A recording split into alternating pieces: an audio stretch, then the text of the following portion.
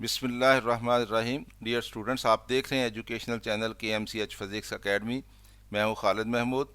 Subject है हमारा physics, class है 9th। हम इसकी एक्सरसाइज के क्वेश्चंस कर रहे हैं। आज हमने यूनिट नंबर 4 का क्वेश्चन नंबर 4.6 करना है। यूनिट नंबर 4 है टर्निंग इफेक्ट ऑफ फोर्सेस। और देखते हैं क्वेश्चन नंबर 4.6 क्या है। क्वेश्चन नंबर 4.6 है, when a body is said to be in equilibrium. कि हम कब कहते हैं कि कोई बॉडी इक्विलिब्रियम में है, यानी बॉडी इक्विलिब्रियम में कब होती है, ये हमने बताना है। तो इक्विलिब्रियम को डिफाइन करते हैं। A body is said to be in equilibrium if no net force acts on it. तो अगर किसी बॉडी के ऊपर नेट फोर्स एक्ट ना कर रही हो तो हम कहते हैं ये बॉडी इक्विलिब्रियम में है। नेट फोर्स एक्ट ना कर रही हो का मतलब ये है कि अगर फ़र्ज़ कर लें उसके ऊपर फोर्सेस लग भी रही हैं तो वो एक दूसरे को बैलेंस कर रही हों, तो नेट फोर्स ज़ीरो होनी चाहिए। तो अगर किसी बॉडी के ऊपर नेट फोर्स ना लग रही हो, यानी नेट फोर्स ज़ीरो हो जो उसके ऊपर लग रही हो, तो फिर वो बॉडी जो है कहलाती है इक्विलिब्रियम में। अ बॉडी इन इक्विलिब्रियम दस रिमेन्स एट रेस्ट। जब उसके ऊपर कोई फोर्स नहीं लग रही होगी नेट फोर्स, तो इसका मतलब या तो फिर वो रेस्ट में होगी, और मूव्स विद यूनिफॉर्म वेलोसिटी, या वो यूनिफॉर्म वेलोसिटी से मूव कर रही होगी। क्यों? इसलिए कि जब उसके ऊपर कोई नेट फोर्स नहीं लग रही तो उसमें एक्सेलरेशन नहीं होगा।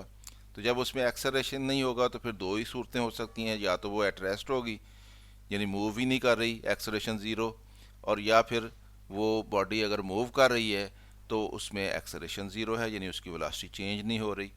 तो दोनों सूरतों में इक्विलिब्रियम में होगी, या तो वो एट रेस्ट हो या फिर यूनिफॉर्म वेलोसिटी से मूव कर रही हो।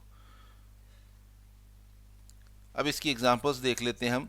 अब book lying on the table is in equilibrium. एक किताब है, मेज़ के ऊपर पड़ी हुई है, उसके ऊपर फोर्सेस लग रही हैं, उसका वेट डाउनवर्ड एक्ट कर रहा है, रिएक्शन की फोर्स अपवर्ड एक्ट करेगी उसके वेट के बराबर, दोनों एक दूसरे को बैलेंस करेंगे, और उसके ऊपर नेट फोर्स ज़ीरो होगी, और वो बुक जो है वो एट रेस्ट होगी और इक्विलिब्रियम में होगी। A picture hanging on a wall in is in equilibrium. एक तस्वीर है, दीवार के साथ लटकाई हुई है, तस्वीर का वेट डाउनवर्ड एक्ट कर रहा है, और जिन स्ट्रिंग के साथ उसको लटकाया गया है उनमें फोर्स जो है वो अपवर्ड टेंशन की फोर्स एक्ट करती है, दोनों एक दूसरे के बराबर होती हैं। नेट फोर्स उसके ऊपर ज़ीरो होती है और वो मूव नहीं कर रही होती, तो इसलिए वो इक्विलिब्रियम में होती है। A car moving with uniform velocity on a levelled road is in equilibrium. अब ये मूव करती हुई बॉडी जो है उसकी मिसाल दे दी हमने कि वो यूनिफॉर्म वेलोसिटी से कार मूव कर रही है, तो उसके ऊपर कोई नेट फोर्स नहीं लग रही, तो वो भी इक्विलिब्रियम में है। An aeroplane flying in the air with uniform velocity is in equilibrium. Aeroplane है वो हवा में यूनिफॉर्म वेलोसिटी से मूव कर रहा है, तो वो भी इक्विलिब्रियम में होगा। अ paratrooper coming down with terminal velocity. Terminal velocity means कि जब पैराट्रूपर किसी जहाज़ से वो जंप करता है, तो उस वक्त शुरू में दोनों फोर्सेस जो हैं, जो अपवर्ड फोर्स लगती है एयर की वजह से उसके ऊपर, और जो उसका वेट डाउनवर्ड एक्ट कर रहा होता है, शुरू में वो बराबर नहीं होती, तो शुरू में उसकी वेलोसिटी जो है वो ज़्यादा होती है। फिर कुछ देर के बाद वो वेलोसिटी जो है वो यूनिफॉर्म हो जाती है, वो दोनों फोर्सेस एक दूसरे को बैलेंस कर देती हैं। तो उस वक्त हम, जब वो फिर यूनिफॉर्म वेलोसिटी से मूव कर रहा होता है डाउनवर्ड, तो हम कहते हैं ये अब इसकी टर्मिनल वेलोसिटी है। तो उस वक्त जब वो टर्मिनल वेलोसिटी से मूव कर रहा होता है पैराट्रूपर, तो उस वक्त वो इक्विलिब्रियम में होता है। तो ये इक्विलिब्रियम जो है, एक्चुअली इसकी दो काइंड्स बनती हैं। एक को हम कहते हैं स्टैटिक इक्विलिब्रियम, जब कोई बॉडी जो है वो एट रेस्ट हो और इक्विलिब्रियम में हो।